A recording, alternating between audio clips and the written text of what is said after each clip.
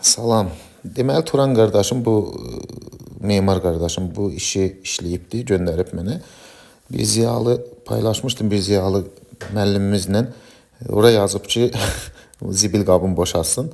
Turan özü də bəlkə bilmədən böyük bir işarə verib insanlara ki, artıq zibil qabı kəşf olunubdur. İstəsəz zibilinizi zibil qabına ata bilərsiniz.